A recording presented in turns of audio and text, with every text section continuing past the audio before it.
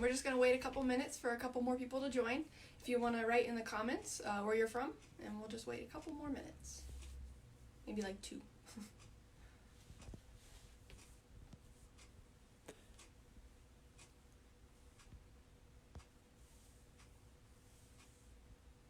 Hopefully we got some people logging on here.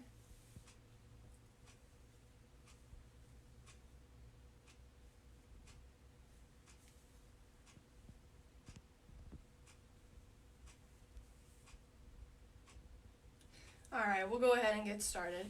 So my name's Marie. I'm an outdoor program manager with the Girl Scouts of Western Ohio, and today I'm going to teach you guys some different types of knots. So first we're going to start with different parts of a rope, or kind of terms that we might use while we're doing knot tying. So first we have what we call our working end. Okay, so this is the end of the rope that we're kind of actively using while we're tying our knots. And the opposite of that would be our standing end. So our standing end is the one that's just kind of hanging out here, just there. And we also have what we do, this is called a bite, okay? So we're making a bite in the rope.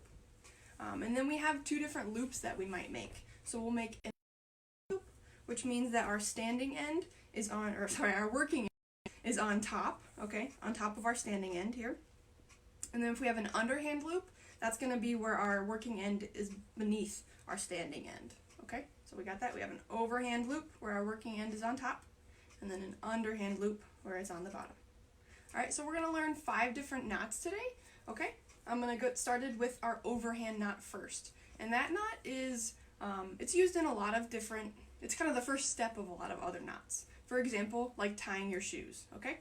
So we're going to go ahead and learn this one. If everybody's got a rope.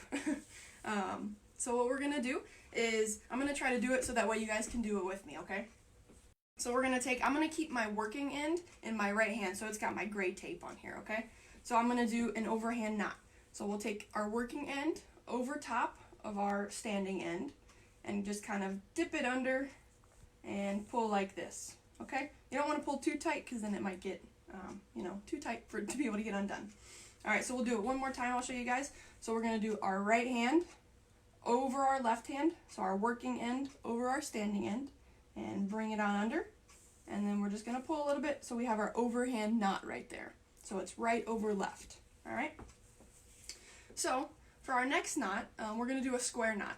And we actually use the overhand knot to make the square knot, okay? So the square knot can be used to tie 2 ropes together, or you could use it to tie it around some kind of item. So let's say you roll up your sleeping bag and you want to tie it off. You could use a square knot to do that. So what we're going to do is we're going to start with our overhand knot again. So we'll do our right over our left, okay, and dip it under. And then we're going to take our left over top of our right and bring it on under, okay? And then once you get that there, you're just going to kind of pull with both hands here evenly to get this knot right here.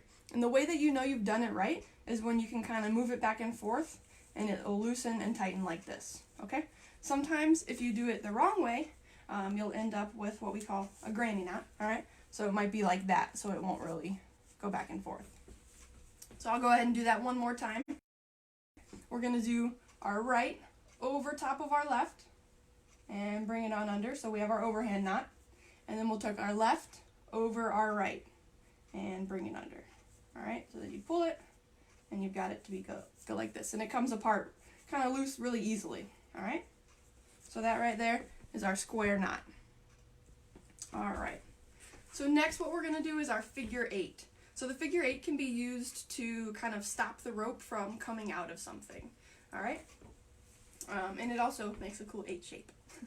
So what we're going to do is take our working end in our hand and just kind of leave our standing end hanging down there. And we're going to do an overhand loop, okay? So we've got our overhand loop here. And we're going to bring our working end behind our standing end and then bring it and kind of just poke it through the top of the 8 there. So right through the front. And then you'll pull and you get a nice little 8. Alright, so we'll do that one more time. So what we'll do is we'll make an overhand loop here, and we'll go behind our standing end and up through the 8, and we'll pull it like that. Alright, so we have our figure 8, And again, that can be used just to keep your rope from coming through, coming out of something. Next, we're going to do our taut line hitch. All right, and this one is really cool because it can actually like loosen and tighten. So you can, if you're putting like a tent stake in the ground, you can put it in there, and then once you have it in the ground, you can kind of tighten it up, so your tent fly doesn't go anywhere. All right, so for this one, you're going to need something to kind of tie it around. So here I have a basket. I'm going to take my working end here and just kind of loop it, so go underneath, all right, and we'll bring it through. You need kind of a good amount of rope here, so I've got probably about half of it, okay? And what you're going to do is, again, you're going to make that overhand loop, all right? And you're going to take your working end and just go up through the loop there. So I'll show that one more time. So we have our overhand loop, and we'll take it up through the middle. And we're actually going to do that one more time, okay? So then we'll just loop it all the way right around here again. So you'll have kind of 2 loops that you've done, all right? After that, what you're going to do is take your working end down to the bottom, so down to your standing end here, and kind of make a half circle, okay? And then you'll take your working end underneath the standing end and put it up through your half circle and just kind of pull. You might have to work it out a little bit. So you should end up with kind of this right here, okay? So if you do, then it will be able to tighten and loosen. All right, so we'll go ahead and do that one more time. So again, we're going to take our working end up through whatever you're tying it around, all right? And we're going to make an overhand loop. All right, and you're going to take your working end underneath the long part here, up through the circle, or through your loop, okay? And then you're going to do that one more time. So we're going to go underneath our long standing end here, up through the loop. And after we've done that, we're going to come down to our standing end here and make a half circle. And then we're going to go up underneath the standing end into our loop, into our half circle, and pull.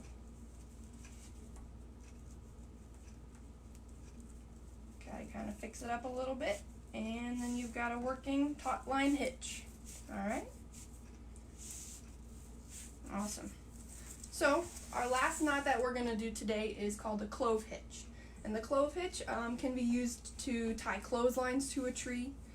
Or maybe if you're going to tie up your mess kits and your mesh bags, you could tie those on a clothesline as well. So this is really useful for when you're at camp. What you're going to do is you're going to need something to tie it around. So we're going to pretend like this is a tree right now. So what I'm going to do here is I'm going to take my working end and I'm going to bring it around the tree. All right, to where I have a little bit left of my standing end, but it's just kind of hanging there. All right, and you're going to kind of make an X. So again, that overhand loop to where it makes an X right here. So my working end is on top. You're going to just lay your finger right underneath where that cross happens. So you're going to need that in a minute. So after you've done that, you're going to take your working end, and you're going to go around the tree again. And then you're going to bring it right where your finger is where the rope's going to go. Okay, so I'm going to slide my rope right in there and pull. And then you pull both ends of it evenly and you have a clove hitch. All right, and then you could use the other end to tie the other end to another tree. All right, so we're going to do that one more time. I'll take my working end and it's going to go all the way around the tree. So I have a little bit of standing end left, and I'm going to make an X. Alright, so I got my finger right here underneath where it crosses, just the one finger, and we're going to go back around the tree, and then I'm going to put it right where my finger is where my rope goes.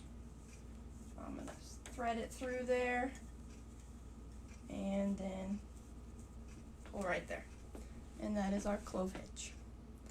Alright, Do we see any that we need repeated in the comments log? Maybe? Are we all good? Can you do the taut line hitch one more time? Hitch? Yeah. Alright. So we're going to do our taut line hitch one more time for you guys.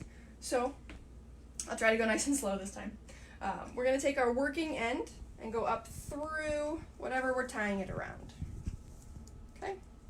And just kind of let it lay there. So now you have your 2 and 0 rope. So we have our standing end is just hanging down, and we've got our working end up here. Okay? So you're going to make an overhand loop. So just like before with our working end on top. And we're going to end and go up underneath our long standing end here. So we'll go up through. Alright, so we just kind of have, it's kind of like an overhand knot. Alright, so I'll do that one more time. So we have our standing end hanging down, and we're going to make an overhand loop, and then we're going to go up through right there. So underneath our standing end and up through the loop. Okay? And we're going to do that one more time. So now we'll go underneath our standing end again and through the loop. So we've done that 2 times. Now we're going to bring it down to where we can make a half circle with our standing end down here. And we're going to do the same thing. We're going to take the working end underneath the standing end up through the loop. And then you just kind of pull, got to work it a little bit, tighten a few things. I think mine's a little funky. Gotta go this way.